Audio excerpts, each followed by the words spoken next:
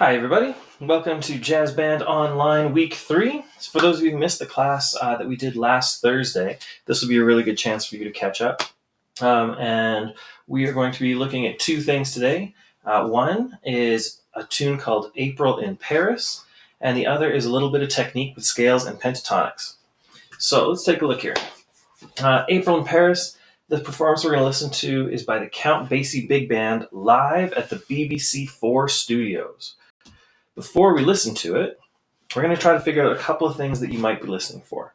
One, are you listening for the style? Is it Latin? Is it swing? Is it funk? Is it old jazz? Is it kind of newer jazz? Which decade do you think this might fall into? I've already told you this is recorded in 1965, so this is on kind of the end of jazz being the most popular music, moving into more pop groups like the Beatles and the Rolling Stones come shortly after this. This is the form. I can see that my video is going to take away the first measure of the last line here.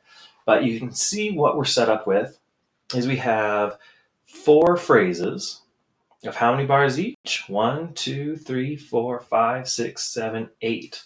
4 phrases of 8 bars. That means that this is a 32 bar form. And if you take a quick look at it, let's get familiar with it. You see in the first line, we have this G, G, G, E sharp, F sharp. Kind of a neat little chromatic turnaround there. That's fun.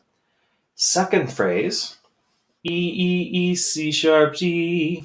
Same thing, but in a different place. So we've kind of gone through a transposition.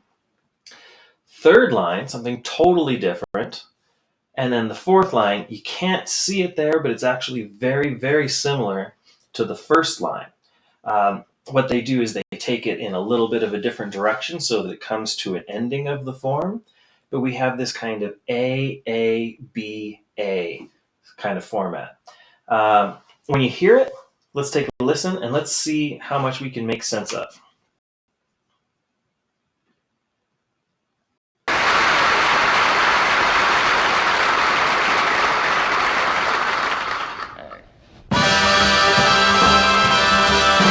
Now, this is an intro.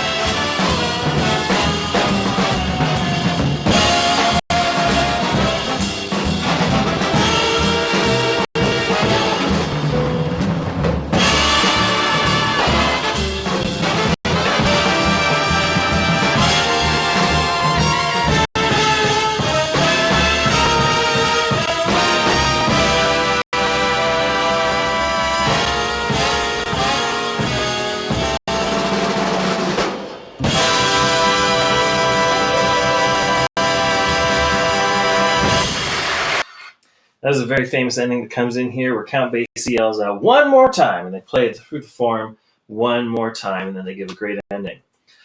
So now when you're listening to that, hopefully you heard the AABA form, and you're hearing the chords, mostly major, mostly major, mostly major, a little bit minor, all of a sudden, boom, super minor all the time, and then optimistically back to major.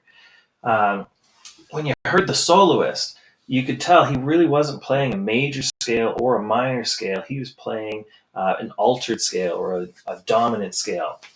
Sometimes it's called the whole half. And it's a super useful scale. It makes it sound pretty exotic, and it's really useful because it works over a lot of chords. Now, when you listen to styling, articulation, note length, where do they weight the notes?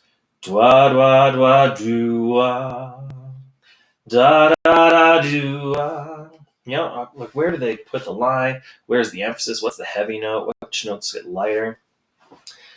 These are all things that you can listen to. I encourage you to look up a couple of different recordings of April in Paris online. It's one of the most popular tunes. You're going to hear it all over the place. And listen, see how different groups approach the style. How did they approach the solo over those chords? I mean, it's not an easy chord progression. Lots of chromaticism in there, lots of substitutions.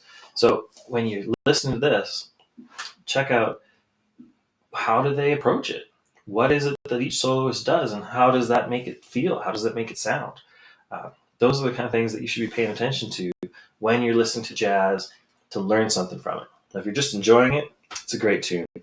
Listen to this one all the time. But if you're trying to think about it, how can you become a better jazz musician by listening to this tune? That's what you're listening for. Okay, so now here's the 12 scales and pentatonics that we should be getting pretty expert at.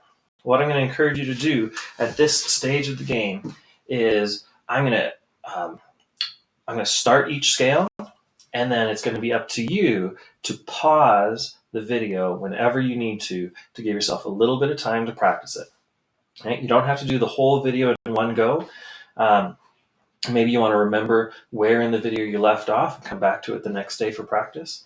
But these 12 scales and pentatonics, really vital that we understand how these work and that you get really, really comfortable with it. It'll be a little bit frustrating at first maybe, but you'll be so glad that you did it in the end. Let's get started. Do this on your instrument for you. So you don't have to transpose anything. When I say C, you play your instrument C. So we're all going to play the C major scale, and let's decide. The note that starts the scale, that's what we call the root. So here we have the C major scale. Now we're going to fill in the blanks. C, D, E, F, G, A, B, C, no doubled letters. They always go in order. And if there are flats or accidentals for this key, add them. But C major doesn't. So now how do we find the pentatonic? First off, a pentatonic, pent means 5. So we only need 5 of the 7 notes. Okay? We're going to use notes number 1, 2, 3, 5, and 6. Okay, so that in this scale is going to be C, D, E, G, A. And that pattern just repeats and repeats and repeats.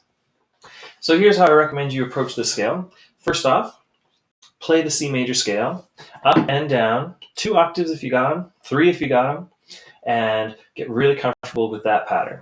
Once you got the pattern, do the same thing in the pentatonic.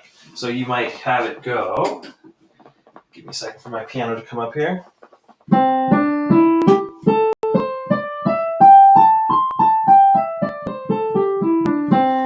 And try to get that to be really, really smooth because we're going to be using this in some of your solos. And the pentatonic almost always sounds good. It's like a musician's secret trick. Play a pentatonic scale, you win. Okay.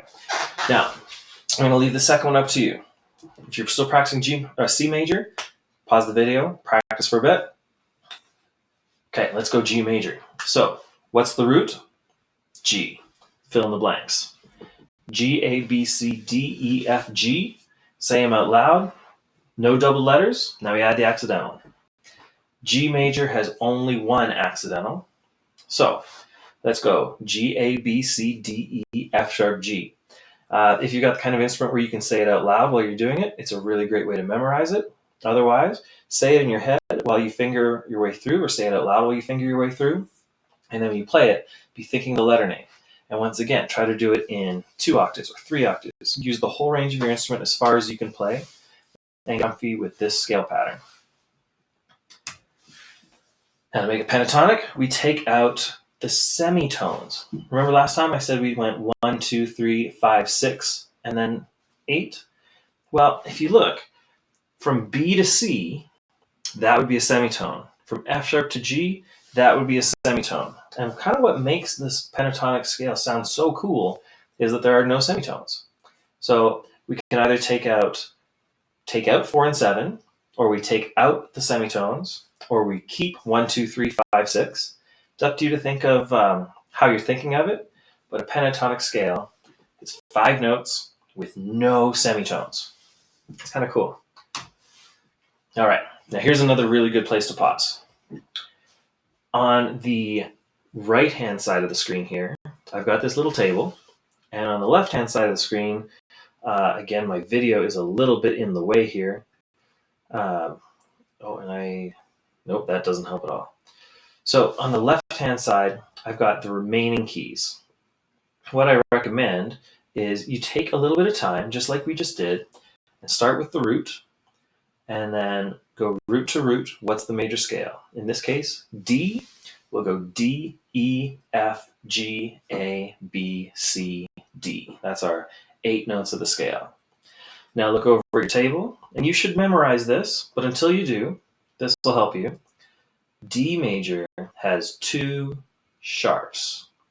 D major has 2 sharps. So the first 2 sharps we're going to need are F and C, because they always go in order. So now I'd write that in: D, E, F sharp, G, A, B, C sharp, D. And it should look something like this: D, E, F sharp, G, A, B, C sharp, D. So practice that scale, 2 octaves, 3 octaves, whatever you got, play them all, and then find the pentatonic. Remember what we do? We take out the 4th and the 7th. We take out the semitones.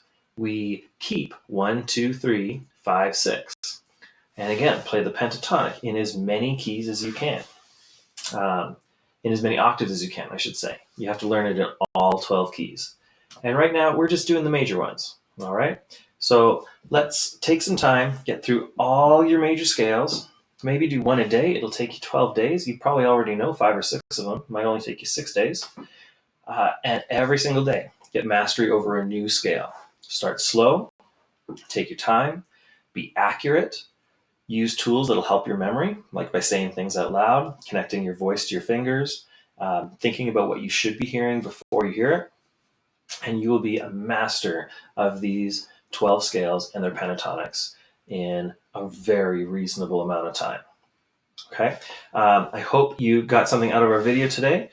Good luck with your practicing, and I wish you the absolute best in learning all of your scales. Looking forward to seeing you grow as you learn them. Great job, everybody.